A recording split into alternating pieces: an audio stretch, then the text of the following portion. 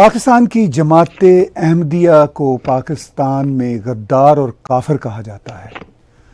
اس پر میرے جیسے جو ایکٹیوسٹ ہیں اور جو جرنلسٹ ہیں انہوں نے ہمیشہ سے احتجاج کیا اور ان کے ساتھ جو ظلم ہوئے اس کی ہمیشہ مذمت کی اور ہمیشہ کرتے رہیں گے۔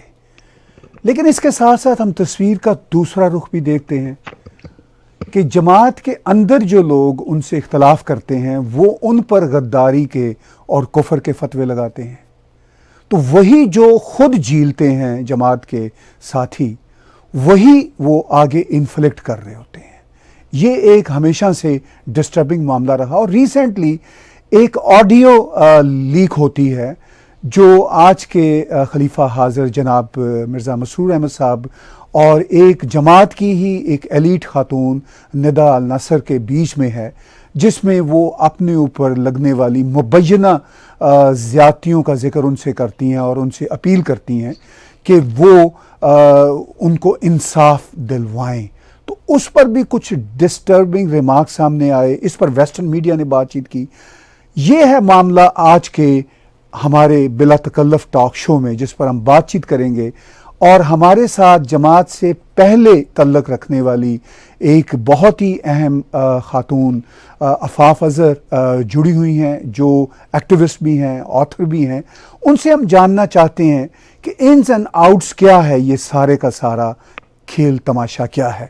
عفاف، آپ کو خوش آمدید کہتا ہوں، welcome. Thank you very much, آداب۔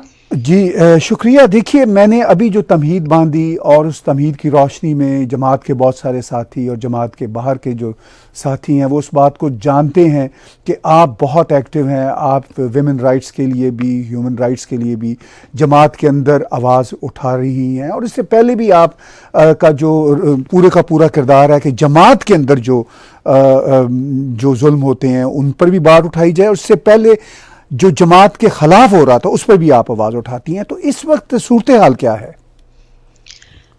اس وقت صورتحال کافی گھمبیر ہے۔ اس وقت پہلے جو باتیں تھیں اب تک، آپ کو جیسے آپ کو تو میری ملاقات بھی آپ سے 2-3 دفعہ میرا خیال ہے انہی پروگرامز میں رہی ہے جو جماعت کی پرسیکیوشن پہ بلانگ کرتے تھے ان سے، اور آپ جانتے ہیں کہ کس طرح ایکٹیولی ہم نے ان کی جو اب بھی پرسیکیوشن ہوئی ہے بینگ اے ہیومن، اس میں ایکٹیو رول پلے کیا ہے۔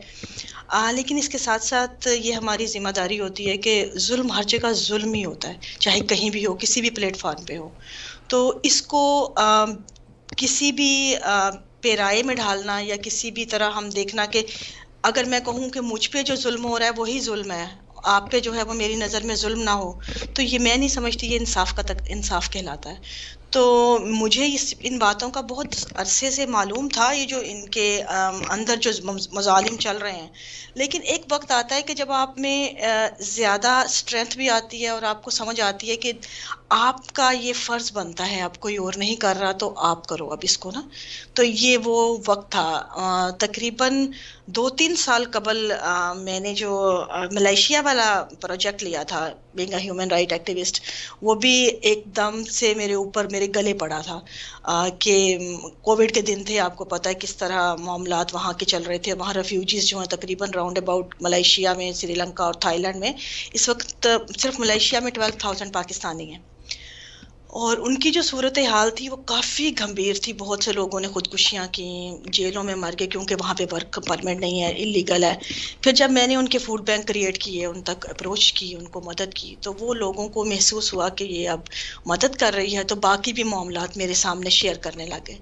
اب اس طرح مجھے بہت سے معاملات ایسے آئے جن کا میں تھوڑا بہت تو مجھے اندازہ تھا، لیکن اتنی ڈیپتھ کا اندازہ نہیں تھا، اور میں وہاں پہ شوق ہو گئی تھی کہ یا اس قدر گھمبیر معاملات ہیں، خواتین ریپ ہو رہی ہیں، ان کے ابارشن ہو رہے ہیں، ان کے جو مدد کے لیے جا رہی ہیں ان کو مس یوز کیا جا رہا ہے، پھر وہاں پہ جو ابیوز جو جیلوں میں بیٹھے ہیں ان سے بھی چندے مانگے جا رہے ہیں، جیلوں اللیگل جو کام کر رہے ہیں چھپ چھپا کے جیلوں میں جاتے ہیں ان کو بھی اس لیے بلیک میل کیا جاتا ہے کہ اگر چندہ نہیں دو گے تو آپ کو سرٹیفکیشن نہیں ملے گی، اور سرٹیفکیشن نہیں ملے گی تو UNCR میں آپ کا جو ہے آپ سرٹیفائڈ نہیں ہوگے کہ آپ احمدی ہو۔ تو آپ یہیں پہ بیٹھے رہو گے اور 20-20 سال سے کیس وہاں بیٹھے ہیں.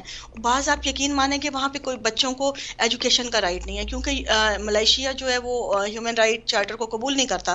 اب وہاں پہ آپ ریفیوجی جب ہوتے ہیں تو آپ کا کوئی رائٹ نہیں ہے, اب یو آر جسٹ دیئر. تو آپ ویٹ کرو کہ اگلی ٹرین آئے اور آپ کو یہاں سے اٹھا کر لے جائے, اور آپ کا نہ کوئی میڈیکل رائٹ ہے, نہ کوئی میڈیکل کا بھی ان کا عام لوگوں کی نسبت وہاں کے 10 گنا زیادہ وہ دیتے ہیں جو فیس ہے. پھر ایجوکیشن, بچے وہاں پیدا ہوتے ہیں, جوان ہو جاتے ہیں, اسکولوں میں نہیں گئے, جیلوں میں جا کے مطلب خواتین کئیوں کی اموات ہوئیں. اس قدر معاملات تھے. جب ان پہ آواز اٹھائی تو ان کو سمجھانا شروع کیا کہ لوگوں کو کہ آپ لوگ بھی ذرا تھوڑا سا فیئر سے نکلو, یہ کنٹرولنگ سوسائٹی ہے, آپ سمجھو ان چیزوں کو. تو وہ کچھ جو سمجھنے لگ گئے تھے وہ تھوڑا سا, آپ کو پتہ ہے ان میں جب معاملات ہوتے ہیں تو وہ سامنے آ کے بولتے ہیں. اب اس معاملے پہ ان کو ایک دم سے میری طرف سے خطرہ ہو جاتا ہے کہ یہ تو ایک ہمارے لیے خطرہ بن گئی ہے کہ یہ ان لوگوں کو جن کو ہم نے دبا کے رکھا ہوا تھا ایک دم سے یہ اب بولنے لگے ہیں. تو انہوں نے فوراً مجھے پہلا نوٹس سوشل میڈیا پہ ایشو کیا کہ اس کو جو جماعت تعزیر دے کرتی ہے, اس کی نا, اس کو تعزیر کا, اس کو ایکس کمیونیکیٹ کیا جاتا ہے. پہلے بھی میں نے اگنور کر دیا کہ چلو مطلب اپنا کام میں لگی رہی. پھر سیکنڈ 2-3 مہینے بعد سیکنڈ, اور لطف کی بات یہ ہے کہ وہ مجھے نہیں ملتا نوٹ, میرے نام پہ ہے, مجھے نہیں ملا. مجھے خود سوشل میڈیا سے باقی دنیا بھر کے باقی ممالک سے لوگوں نے مجھے فارورڈ کیا کہ آپ کے نام یہ سرکولیٹ ہو رہا ہے جماعت میں. اب یہ مطلب میری اپنی ڈیفیمنگ تھی کہ مطلب میں کام کیا کر رہی ہوں اور آپ مجھے کس طرف لے کے جا رہے ہو. تو وہ میں نے اس کے لیے پھر لیگل نوٹس بھی ان کو دیا, اس پہ سٹینڈ لیا. جب میں لیگل نوٹس دیتی ہوں, اب یہ مین جو ہوتا ہے نا ٹریگر پوائنٹ تھا کہ اس پہ سب لوگوں کو جو جتنے دنیا بھر میں تھے جو مختلف پلیٹ فارم پہ اپنی اپنی آواز بن کے اپنے اپنے طور پہ بول رہے تھے اپنے اپنے مظالم کے خلاف جو انٹرنل ان کے ساتھ ہو رہی تھیں, تو وہ ایک دم سے میرے پہ آ گئے, میرے طرف آ گئے, ان کا رخ میری طرف ہو گیا نا. وہ سب جس طرح ایک جگہ پہ اکٹھے ہونے شروع ہو گئے. اب صورتحال یہ ہے کہ اسی دوران یہ ندا کا معاملہ آتا ہے کہ ندا عام خاتون نہیں ہے. ندا کا میں آپ کو تعارف کروا دوں, یہ عام نہیں ہے. یہ ندا حلقہ خاص, میں نہیں کہتی ہوں نا کہ یہ خواص میں سے ہے, جس طرح جو مرزا خاندان جن کو ہم کہتے ہیں, جو خلافت جن کے اندر سے آپ کو پتہ چلتی آ رہی ہے جماعت احمدیہ کی, وہ مرزا خاندان کی بلونگنگ ہے. اب ان میں سے ندا جو ہے دوسرے خلیفہ جو ہیں, ان تیسرے خلیفہ مرزا ناصر جو ہیں ان کی یہ پوتی ہے, اور مرزا طاہر جو چوتھے خلیفہ ہیں ان کی نواسی ہے. ربوہ میں بھی ربوہ میں رہی ہوں, پلی بڑی ہوں. مجھے پتا ہے کہ خواتین کے لیے, میں اکثر کہتی ہوں کہ وہ ایک جیل تھا, قید خانہ تھا. وہاں پہ خواتین کے لیے مطلب زندہ رہنا مشکل ہے, وہاں پہ کوئی رائٹ نہیں ہے. ان کو ایسے رکھا جاتا ہے کہ مطلب جسٹ آپ وہاں پہ, اور بے شمار خواتین ابھی بھی میرے ساتھ ہیں جو ربوہ سے, وہ کہتی ہیں کہ مطلب ہمیں ایسے لگتا ہے کہ ہم نے ختم ہو جانا ہے, مطلب جو صورتحال ہے وہاں کی. لیکن کیا ہے کہ وہاں پہ میونسپیلٹی کوئی نہیں ہے, وہاں پہ آ کے جماعت کی پوری ایک طرح سے ان کا ہولڈ ہے, وہ کسی کو باہر سے پر نہیں مارنے دیتے اندر. اب اندر کے لوگ جو ہیں وہ باہر آواز نہیں نکال سکتے, وہ ایک آئسولیشن کا شکار کمیونٹی ہے. اب ان کے ساتھ کیا ہینڈ ہو رہے ہیں کہ باہر والوں کو پتہ ہی نہیں ہے, وہ بری طرح مسخ ہو رہے ہیں, ان کی نفسیات ان کی بدل کے رکھ دی گئی ہے. آپ دیکھیں گے جماعت احمدیہ کی جو اوور آل نفسیات ہے وہ باقی کمیونٹی سے, جو مین سٹریم عقائد ہیں ان سے بالکل الگ ہے, بالکل الگ ہے. اگر آپ ان کا ڈیپلی جائزہ لیں آپ کو نظر آئے گا کہ کیونکہ وہ کنٹرولنگ ہے, یہ ان کے سر پہ ہر وقت ایک پرسن ہے بیٹھا جو آپ کی ڈوریں ہلا رہا ہے نا, آپ نے اسی کی طرف دیکھنا ہے, اطاعت, تابعداری, ہاں یا نہ جو کرنا ہے پہلے اس کو دیکھنا ہے. تو باہر مین سٹریم مذاہب میں کسی حد تک آپ کو مل جاتی ہے, اس کی مارجن مل جاتا ہے, آپ کسی حد تک اپنے آپ کو گروتھ میں آزاد ہو, اپنی گروتھ میں. لیکن وہ نہیں ہے, وہ ایک مطلب روبوٹک سماج ہے. وہاں پہ آپ کو وہ چیزیں نظر نہیں آتی. ان کے لیے کوئی بولے, یہ ان کے لیے پہلے تو ان کو جس طرح ان کی پوری کے پوری حصے جو ہے نا وہ جامد ہو جاتی ہیں دیکھ کے. جب میں نے بولنا شروع کیا کہ انہوں نے کہا یہ کہاں سے آ گئی, مطلب فیئر ان کو ہوا کہ یہ مطلب مروا دے گی ہمیں. اب آہستہ آہستہ ان کو احساس ہوا کہ میں انہی کے لیے بول رہی ہوں, تو وہ سمجھنے لگے. یہ ایک وقت لگا اس چیز پہ. تو اسی طرح اب باہر کے لوگ جو ہیں ان کو یہ بات بھی سمجھنی پڑے گی کہ یہاں پہ معاملات بہت گمبھیر ہیں, بولنا بہت ضروری ہے. اب یہاں پہ یہ وہ معاملات پرسیکیوشن والے ہیں, وہ بجا ہیں. میں یہاں پہ یہ چیز کو نہیں کہہ رہی, کلیئر کر دوں کہ ان کی پرسیکیوشن جو ہے جو ہو رہی ہے وہ رائٹ ہے یا وٹ ایور. میں کہہ رہی ہوں کہ احمدی ڈبل وکٹم ہے. دیکھیے بڑی آپ نے اہم باتیں کی، اور ان میں سے کچھ باتوں کی ایکسپلینیشن ہمارے ویورز جاننا چاہیں گے۔ آپ نے ملائیشیا پروجیکٹ کی بات کی، ہمارے ویورز کو یہ بتائیے کہ یہ ملائیشیا پروجیکٹ ہے کیا؟ جو میرے علم میں ہے، جو آپ بتا رہی ہیں کہ آپ کہہ رہی ہیں 10-12 ہزار لوگ بیٹھے ہوئے، کیا وہ سارے احمدی ہیں جو وہاں پہ ہیں؟ اور پھر کیا وہاں پہ جو آپ نے بتایا کہ اندر سیکشول اسالٹس ہو رہے ہیں یا ایبارشنز ہو رہے ہیں، جو وہاں پہ گمبھیر ایشوز ہیں، تو اس میں جماعت کس طرح انوالو ہے؟ یہ معاملات 12,000 کے قریب پاکستانی ہیں ٹوٹل، ان میں کرسچن کمیونٹی ہے، شیعہ ہیں، ہندو ہیں، اور پاکستان کی باقی جتنی کمیونٹیز ملا کے احمدی ٹوٹل رفلی کتنے ہوں گے رفلی؟ احمدی اراؤنڈ اباؤٹ 6,000 ہے۔ اوکے، ٹھیک ہے، سب سے میجر کیونکہ ہاف آف بن جاتا ہے نا اس طرح کہ زیادہ بڑی تعداد ان کی ہے، کیونکہ ان کی پرسیکیوشن کا اس کی وجہ سے، پرسیکیوٹڈ مائنورٹی کی وجہ سے ان کا جو سب سے زیادہ تھا، باقی سب ایک طرف، یہ اکیلے مطلب ہاف میں آ جاتے ہیں نا۔ تو اب جب آپ ان سب کے اوور آل سب کے لیے کام کر رہے ہیں تو کیا ہوتا ہے کہ ان کی تعداد، کیونکہ ان کی میجورٹی زیادہ ہے، وہ آٹومیٹکلی ان میں آتے ہیں، آپ کے ساتھ انوالو ہوتے ہیں۔ جب آپ ان سے بات کرتے ہیں تو احمدی عہدے داران تھے وہاں پہ جو شامل تھے ان خواتین کے ساتھ جن کی میں بات کر رہی ہوں۔ اب دیکھیں، جب بھی آپ پسا ہوا طبقہ جو ہوتا ہے نا، ان کے یہ مسائل ہوتے ہیں، یہ کوئی ایسی مسائل نہیں ہے کہ میں یہ کلیم کروں کہ صرف جماعت احمدیہ میں ہے۔ ٹھیک ہے، یہ ہر انسان، ہر جو جتنی بھی ہیومن سوسائٹیز ہیں، اور خاص طور پہ اس قسم کے طبقہ جو بہت پیسا ہوا ہوگا، وہاں پہ آپ کو یہ مائنڈ سیٹ بہت کامن نظر آئے گا کہ لوگ ایک طرف ایڈوانٹیج لینے والے ہوتے ہیں، دوسری طرف جو ہوتے ہیں ان کو پیسنے والے ہوتے ہیں، وہ مل کے ان چیزوں سے بینیفٹس لیتے ہیں، ان لوگوں سے جو پیسے ہوئے کو مزید مارتے ہیں نا۔ تو یہ وہی ایک گیم ہے، لیکن یہاں پہ بولنا یا بات کرنا کیوں اہم ہے اس وقت کہ ہم اس وقت 21 سینچری میں ہیں، ہم اس وقت گرو ہونا چاہتے ہیں، ہم اس وقت ویسٹرن ورلڈ میں بیٹھ کے دیکھ رہے ہیں ہیومن رائٹس کیا ہے، ہمیں اپنے رائٹس کا اب معلوم ہے، ہم سمجھتے ہیں ان چیزوں کو جو ہمارے ساتھ زیادتیاں پہلے ہو گئیں، لیکن اب وہ قابل قبول نہیں ہیں۔ اب جس طرح میں یہاں پہ ہوں بیٹھی، مجھے پتا ہے کہ میری مطلب رسپیکٹ کیا ہے، یا میری ذات کا یا میرے وجود کا میرے لیے تقدس کیا ہے۔ اب کوئی اٹھ کے مجھے ڈیفیم کرے اس وجہ سے کہ میں ایک رائے رکھتی ہوں ان کے خلاف، آپ بتائیں کہ کیا یہ قابل قبول ہے کہ میرے خلاف اٹھا کے لیٹر شائع کیے جائیں؟ یہ ایک واقعہ تھا جس پہ میں نے سٹینڈ لیا، لیکن یہاں پہ دن میں کتنے واقعات ہوتے ہیں آپ کو اندازہ نہیں ہے۔ کتنے لوگ ہیں جن کو صرف یہ جو لیٹر ہوتا ہے تعزیر کا مطلب کیا ہے؟ سزا۔ کسی بھی انسان کو جو جیتا جاگتا ہے، اپنا حق رکھتا ہے، سانس لیتا ہے، اس کو دوسرے کسی انسان کو سزا دینے کا کوئی حق نہیں ہے زمین پہ، سوائے یہ کہ اگر آپ نے جرم کیا ہے تو آپ کو وہ جو ملک کا جوڈیشنل سسٹم موجود ہوتا ہے وہی آپ کو مطلب وہ بھی آپ کا ثابت ہونے کے بعد، لیکن آپ بنا کسی کو ثابت کیے ایلیگیشن لگائے کسی کو تعزیر، مطلب ایسی سزا دے تو بلا وجہ۔ اور پھر آپ دیکھیں کیونکہ یہ کمیونٹی کلوزڈ کمیونٹی ہے، ان کا باہر کی کمیونٹیز کے ساتھ کوئی لنک نہیں ہے، ان کا جو فیملی سسٹم ہے وہ بہت زیادہ آپس میں ملے ہوتے ہیں، اکٹھے ہوتے ہیں۔ تو اب کیا پرابلم ہوتی ہے کہ جب اس قسم کے لیٹر ایشو ہوتے ہیں تو اس کا پہلا سائیڈ ایفیکٹ یہ ہوتا ہے کہ آپ کو اس کا مطلب یہ ہے لیٹر کا کہ اس پرسن کو ایکس کمیونیکیٹ کر دیا جائے، اس سے بات نہ کی جائے، تعلق نہ رکھا جائے، اس کو مکمل آئسولیشن میں ڈال دیا جائے۔ اب آپ کے خاندان آپ سے نہیں بولیں گے، آپ کے بیوی بچے آپ سے نہیں بولیں گے، آپ کے ماں باپ آپ کے ساتھ تعلق توڑ دیں گے، آپ کو فیملی میں کسی طرح بلایا نہیں جائے گا، آپ کو الٹا اس طرح کے ایلیگیشنز آپ پہ لگائے جائیں گے کہ آپ قبول کر لو اور فوراً معافی مانگ لو کہ آپ نے جو جرم کیا ہے فوراً آپ اپنا نی ڈاؤن کر لو۔ اب اس معاملے کو سوچیں کہ جو انسان اندر سے سمجھ رہا ہے کہ میں رائٹ ہوں، میں نے اپنا ایک حق کے لیے آواز اٹھائی ہے، آپ اس کو پوری سوسائٹی مل کے اس کے اوپر پریشر ڈال رہے ہو صرف یہ کہ وہ لیٹ ڈاؤن ہو جائے۔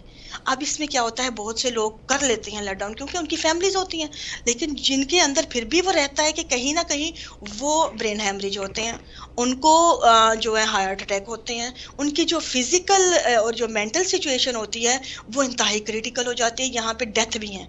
یہاں پہ لوگ جو ہیں میں ان کو بھی جانتی ہوں جن کے بڑے کریٹیکل کنڈیشن میں گئے ہیں اس طرح کے معاملات پہ، صرف اس لیے کہ ان کو جماعت نے ایکس کمیونیکیٹ کیا، ورنہ میرے جیسے پرسن کو تو رتی بھر پرواہ نہیں۔ کیوں؟ اس لیے کہ میرے اور بھی لنکس ہیں، ٹھیک ہے، ہم بینگ اے ہیومن، ہم سوشل اینیمل ہیں. ہمارے لیے ہمارا جو سراؤنڈنگ ہے، ہماری جو تعلقات ہیں، وہ بہت اہمیت کے حامل ہوتے ہیں، ہماری گروتھ کی وجہ ہے. اگر ان کو آپ کو ان سے توڑ دیا جائے، آپ کو بالکل اکیلا کر دیا جائے، آپ سوچیں کیسے رہ سکیں گے آپ وہاں. اور جب آپ کی اپ برنگنگ ویسے ہوئی ہے اس سوسائٹی میں، تو بہت میٹر کرتی ہیں یہ چیزیں. اور یہاں پہ لوگوں کے رشتے ٹوٹ جاتے ہیں، لوگوں کے تعلقات ٹوٹ جاتے ہیں، لوگوں کو جس طرح بلیک میل کیا جاتا ہے صرف ایکس کمیونیکیٹ کر کے یا تعزیر اور یہ اخراج کے لیٹر پہ، آپ کو اندازہ بھی نہیں ہے جس بری طرح کیا جاتا ہے. یہ باہر والی دنیا سے کہیں زیادہ خطرناک یہاں پہ ہیں معاملات. لیکن اس میں آفاف میں نے دیکھا، میرے مشاہدے میں آیا، بہت سارے ایسے ڈیزیڈنٹس تھے جماعت احمدیہ کے جنہوں نے جماعت سے اختلاف کیا اور یہی معاملات ہوئے کہ ان کو ایکسپیل کر دیا گیا، لیکن وہ پھر دوسری طرف ختم نبوت والوں کے ساتھ جا بیٹھتے ہیں. یا پھر ان میں سے کچھ ایسے افراد کو بھی میں جانتا ہوں جو بنیادی طور پر جماعت کے اندر کے جو ایشوز ہیں، جو ہر جماعت میں ہر گروہ میں ہوتے ہیں، وہ جب جماعت احمدیہ کے اندر کے ایشوز کو کرٹیسائز کرتے ہیں تو ان کے اپنی زندگی کا سٹائل بھی انفارچونیٹلی ویسا ہی ہوتا ہے. تو پھر یہ جو ایک ڈائلیما ہے یا یہ جو ایشو ہے، اس کو کیسے آپ جیسے ڈیزیڈنٹس سالو کرتے ہیں؟ میں سمجھتی ہوں کہ یہ جو سچویشن ہے یہ بہت کامن ہے جو آپ نے بتائی. اس کی مختلف وجوہات ہیں. ایک وجہ یہ ہے کہ جس زمانے میں سوشل میڈیا نہیں تھا، میں لکی رہی کہ مجھے سوشل میڈیا ملا، کہ میں جب لکھتی بھی تھی، ایک میرا مطلب ایک لحاظ سے مجھے میری جو رائے تھی اس کو ایک مجھے پلیٹ فارم ملا ہوا تھا. لیکن یہاں پہ بہت سے لوگ ہیں جن کی آواز ہی نہیں ہوتی، گھٹ کے مر جاتے ہیں، بولتے ہیں، کوئی سنتا نہیں ہے، ان کو دبا دیا جاتا ہے. تو پھر وہ ان کی طرف سے کیا ہوتا ہے ان کا حل؟ کچھ ان میں سے جو بہت اگریسو ہوتے ہیں، ان کو کوئی پلیٹ فارم چاہیے تھا، انہوں نے کیا کیا، جو بھی اویلیبل تھا وہ چلے گئے اس پہ، اینٹی سے ہی. ٹھیک ہے، اب جس طرح میں ہوں، اب دیکھیں میرا جو ندا کا معاملہ میں نے سٹارٹ کیا تھا، ندا کا کیس آیا سامنے. آپ کو پتہ ہے ندا کا کیس آیا، مجھے کم سے کم 2 مہینے لگے اس کی ایک خبر کو باہر نکالنے میں. کوئی اخبار نہیں لے رہی تھی، کوئی مطلب بات نہیں کرنا چاہ رہا تھا کسی اپنے پلیٹ فارم پہ. میں صرف اپنے پلیٹ فارم پہ مسلسل بول رہی تھی.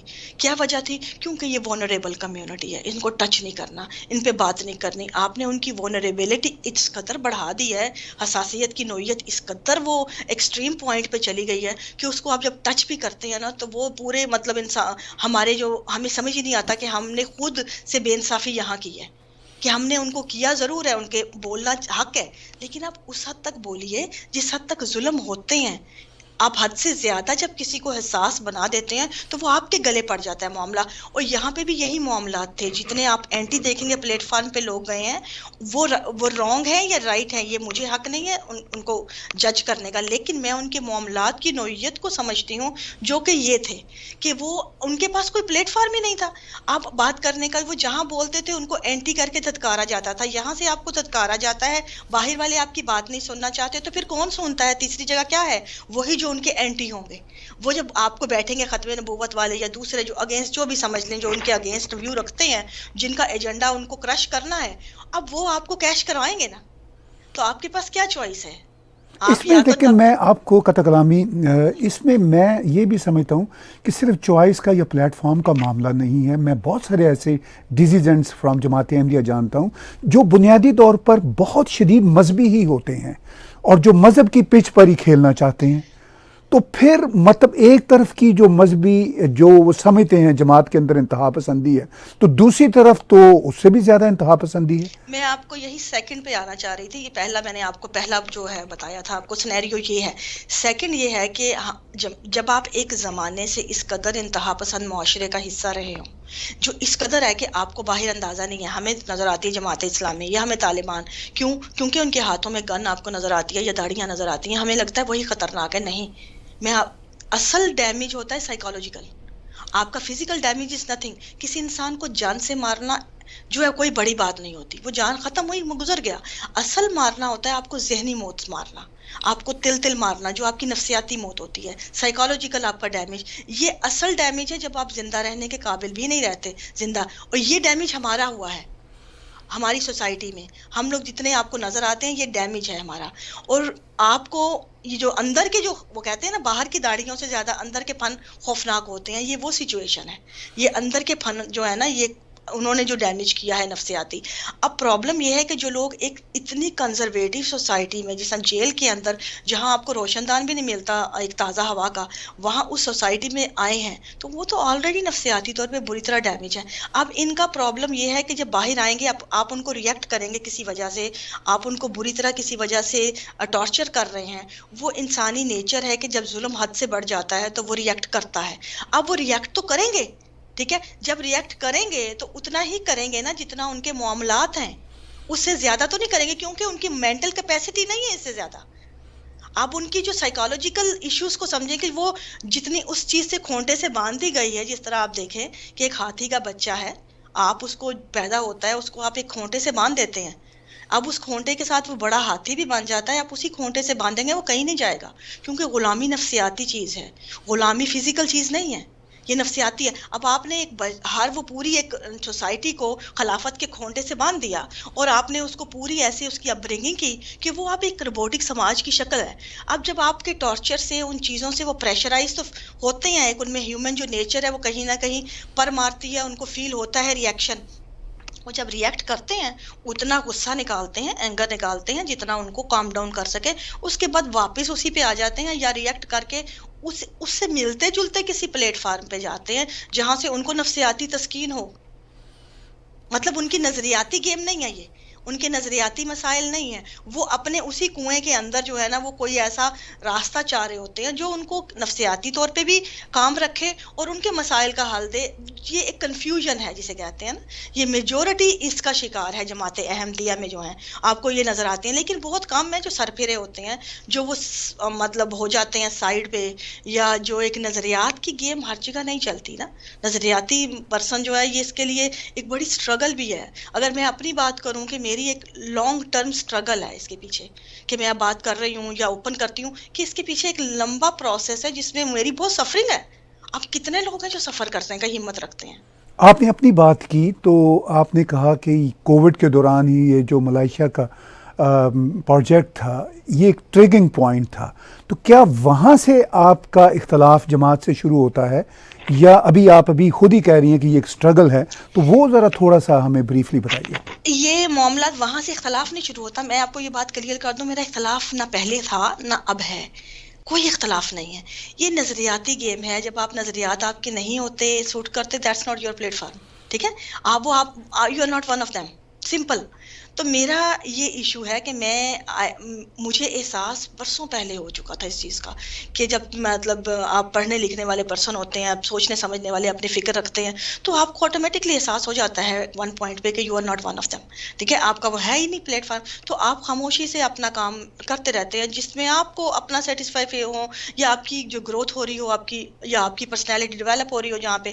تو میں بھی وہی تھی کہ میں اپنے طور اپنے کام مطلب میں لگی ہوئی تھی.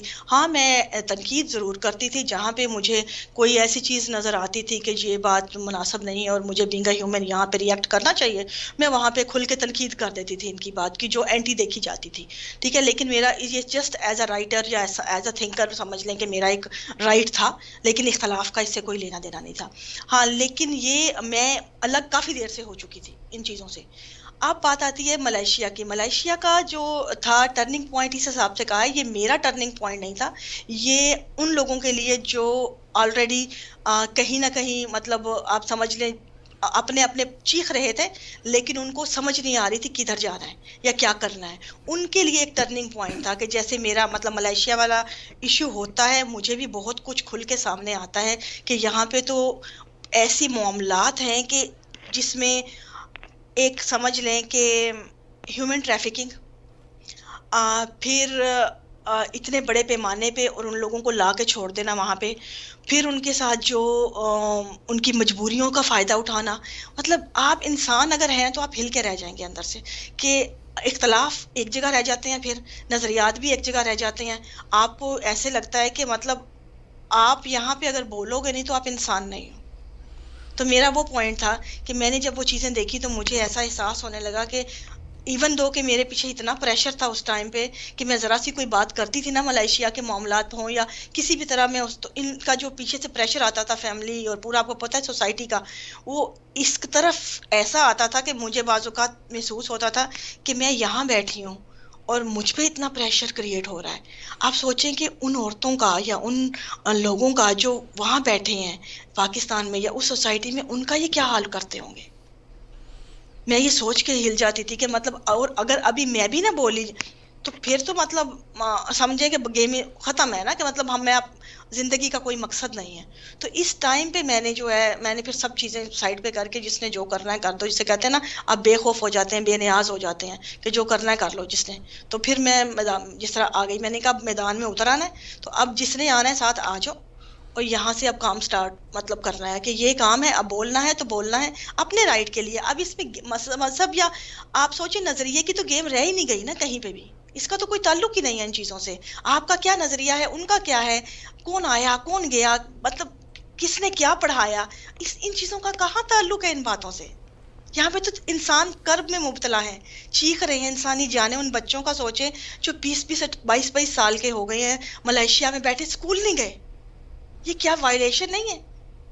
اور ان بچوں کا سوچیں جو جیلوں میں پیدا ہوئے ہیں، جیلوں میں 1000 دفعہ گئے ہیں، اسکولوں میں نہیں گئے، صرف اس لیے کہ ان کے ماں باپ یا وہ لوگ جو ہیں اپنی 2 وقت کی روٹی کمانے کے لیے انلیگل ورک کر رہے تھے وہاں بیٹھے، صرف کام کرنے کی بنا پہ جیل. آپ کہہ رہی کہ ولنریبل ہے کمیونٹی، وہ بلا شبہ ہے. اور ہم دیکھتے ہیں کہ ان کے ساتھ بہت ظلم ہوا، آج بھی ہو رہا. ابھی 10 دن پہلے پشاور میں ایک احمدی ڈاکٹر کو جس طرح مارا گیا، وہ انتہائی قابل مذمت ہے. احمدی ایک اکانومسٹ تھے، ان کو عمران خان نے اپنی گورنمنٹ میں لینا چاہا لیکن وہ نہ لے سکے.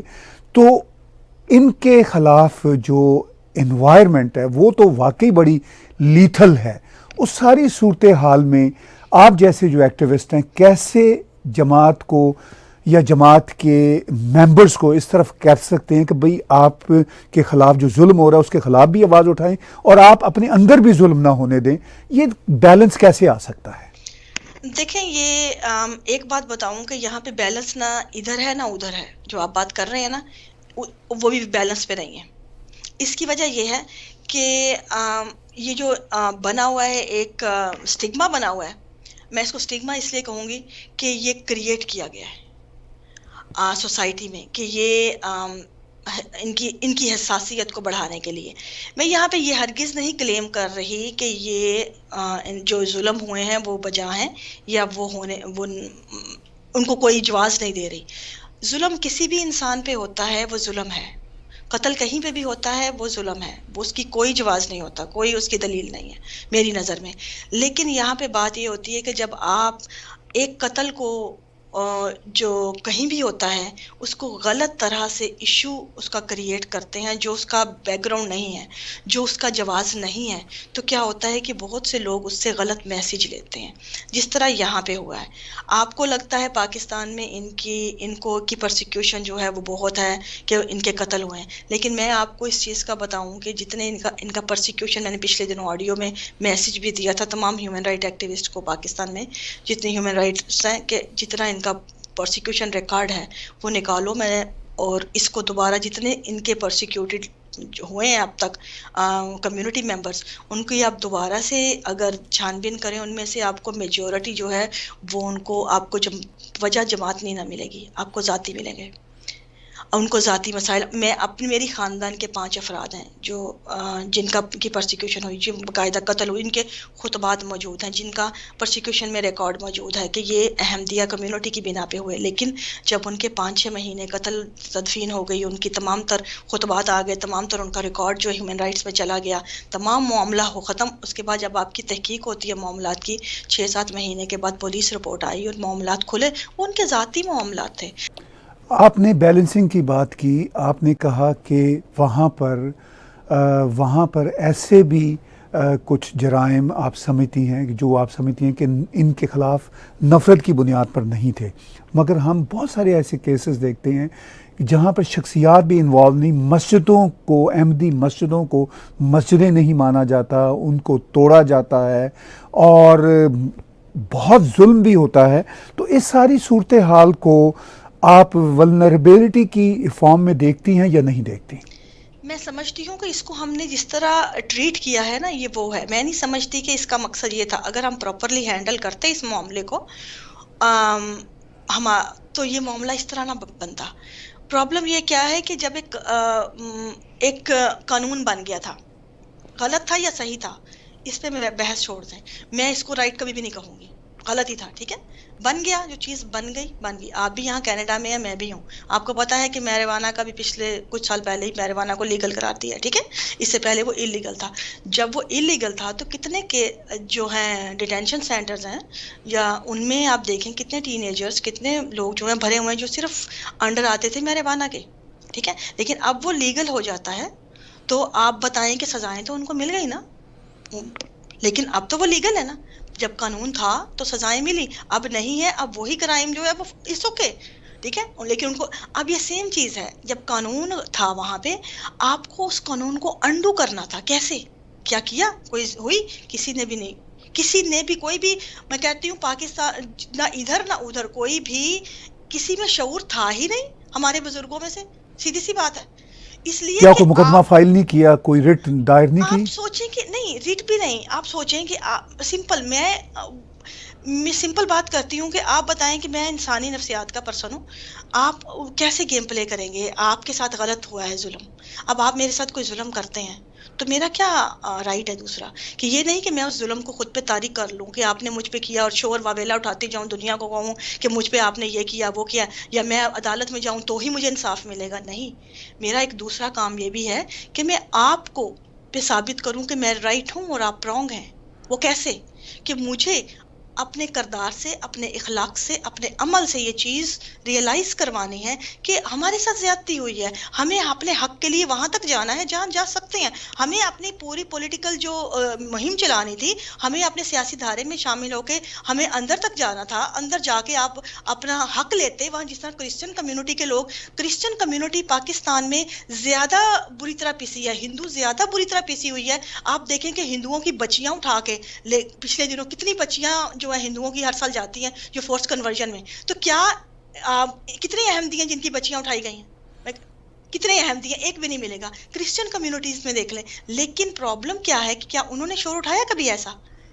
کیوں؟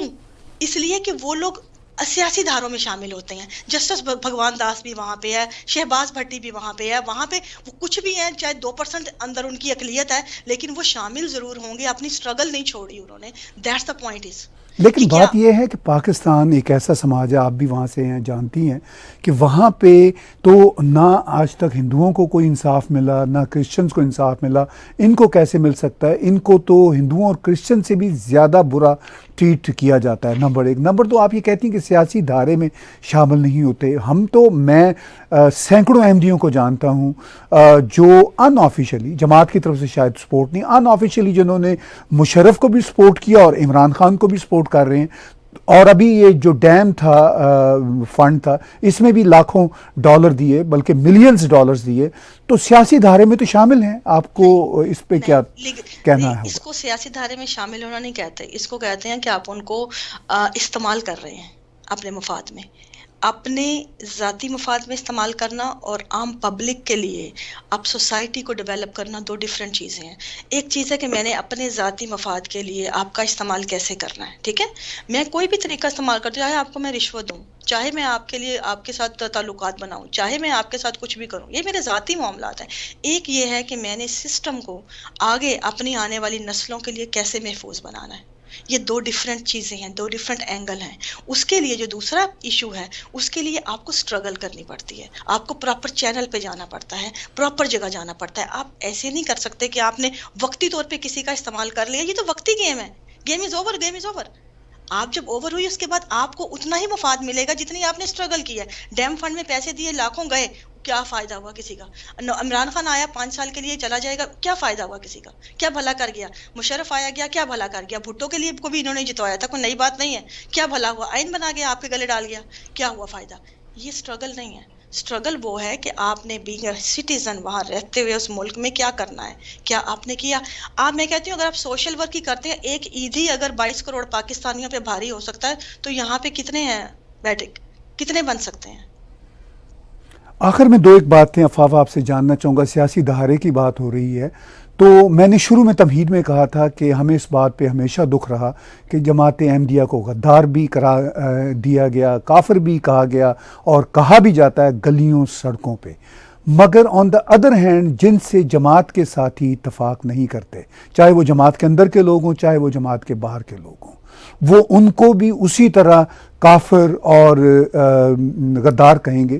اور پاکستانی فوج کے جو مظالم ہیں جیسے بلوچوں پہ یا ہم مہاجروں پہ دیکھتے ہیں، مہاجروں نے اتنی سپورٹ کی جماعت احمدیہ کی، مگر میں نے کبھی جماعت کے کسی ساتھی کے منہ سے مہاجروں کے حق کے لیے نہیں سنا، بلوچوں کے حق کے لیے نہیں سنا.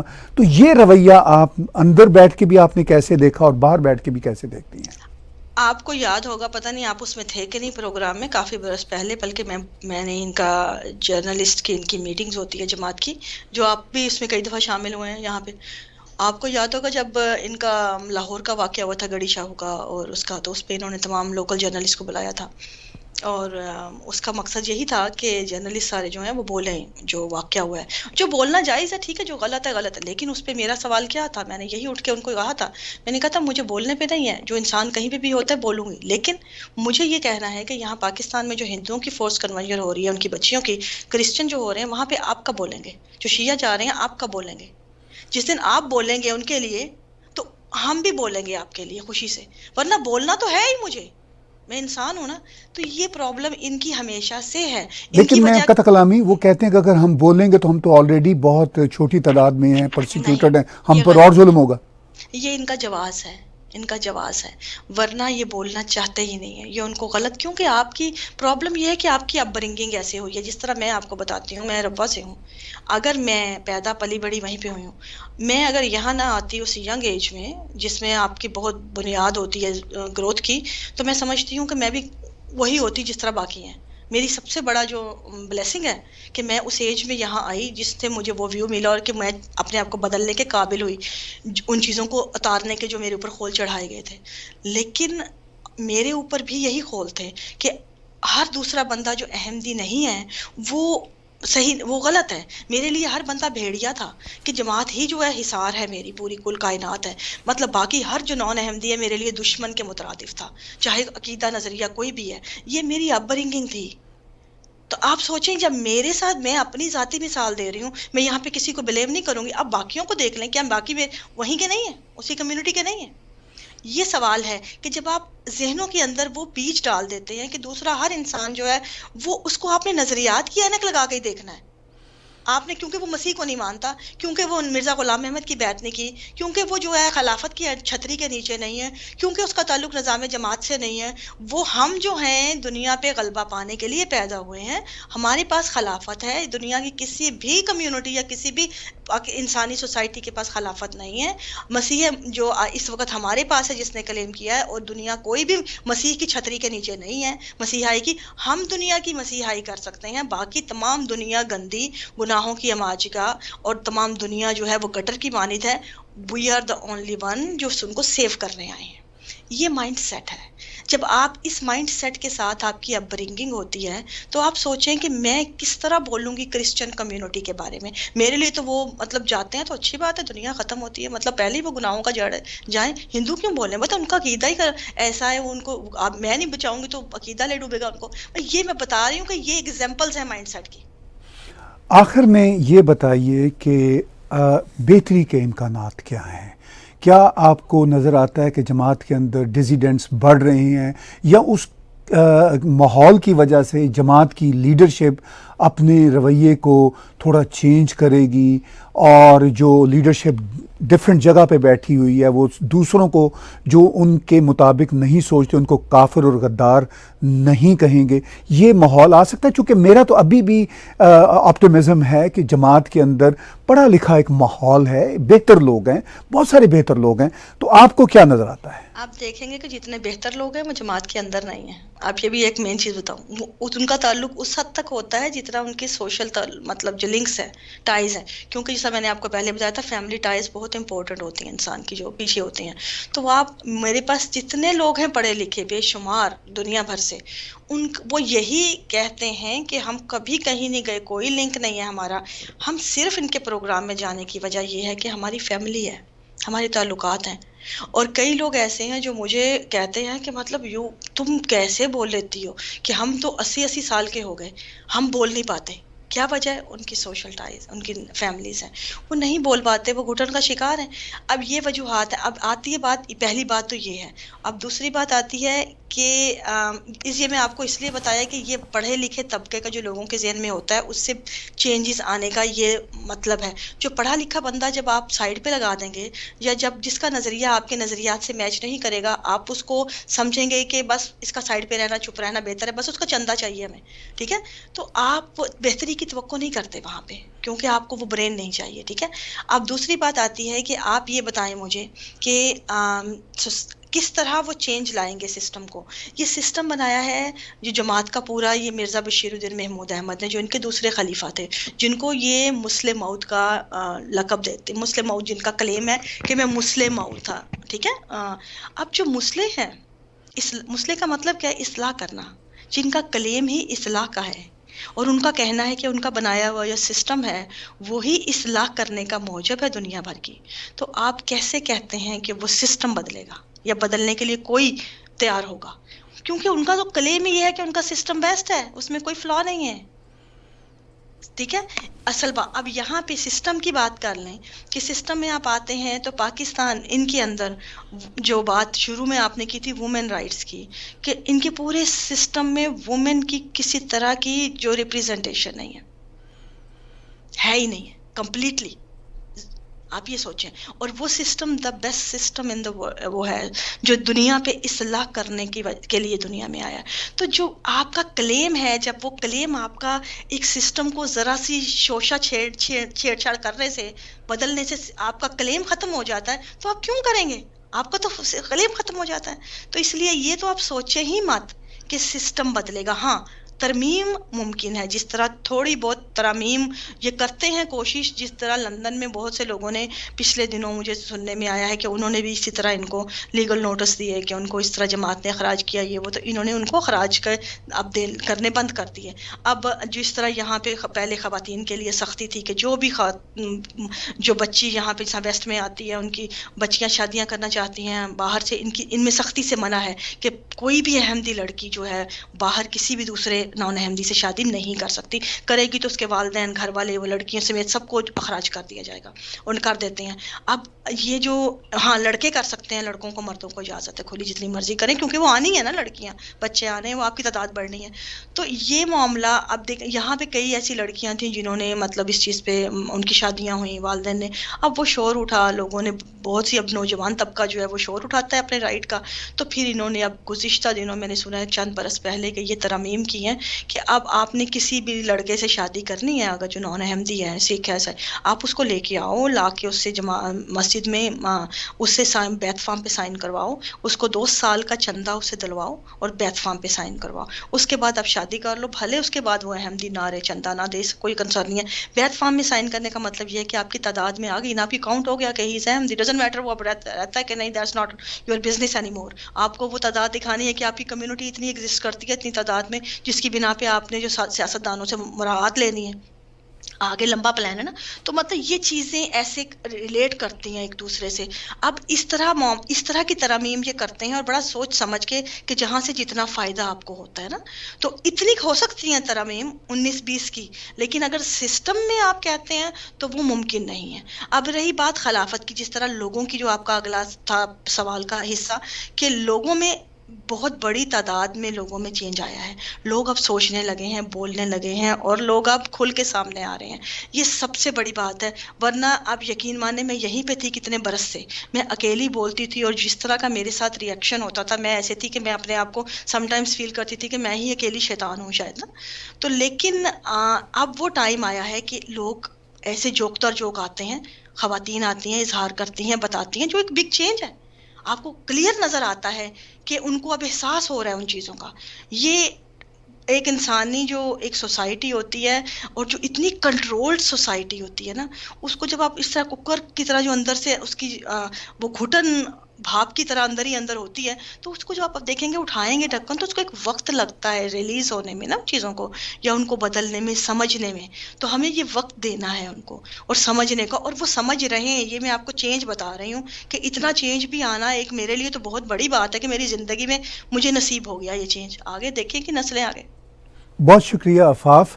چلتے چلتے یہ بتائیے کہ کیا آپ آنے والے دنوں میں ہم اگر جماعت احمدیہ کے کسی آفیشیل سے کینیڈا میں یا کہیں بھی دنیا میں ان سے ریکویسٹ کریں کہ وہ بہت ساری چیزوں پہ آپ کے ساتھ ڈسکشن میں شامل ہوں، تو کیا آپ اس ڈسکشن کو ویلکم کریں گی؟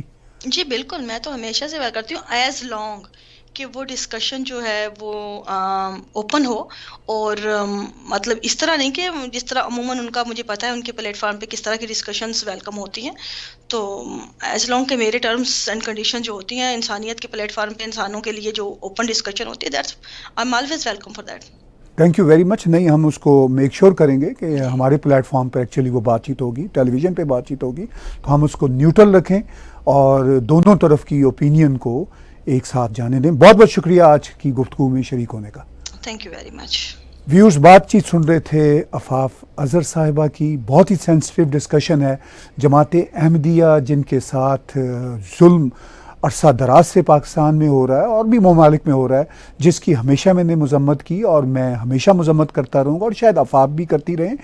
لیکن جو اندر کے بھی کچھ ایشوز ہیں، ہم بہتری کے لیے اس کو ڈسکس کر رہے تھے کہ وہ بھی ایڈریس ہونے چاہیے، ان کو بھی ایک طرح سے ایڈریس کرنا جماعت کے ساتھیوں کا فرض ہے، تاکہ باہر سے انگلیاں اٹھنے کا سلسلہ بند ہو اور اندر سے بھی انگلیاں اٹھنے کا سلسلہ بند ہو. آج کا بلا تکلف تجزیہ میرے ساتھ اور عفاف اظہر صاحبہ کے ساتھ دیکھنے اور سننے کا بہت شکریہ. ٹیگ ٹی وی کو سبسکرائب کیجئے اور آپ اسی یوٹیوب کے چینل کو کلک کریں تو ڈونیٹ کا ایک بٹن آپ کو ملے گا جس میں آپ ہمیں کنٹریبیوٹ بھی کر سکتے ہیں.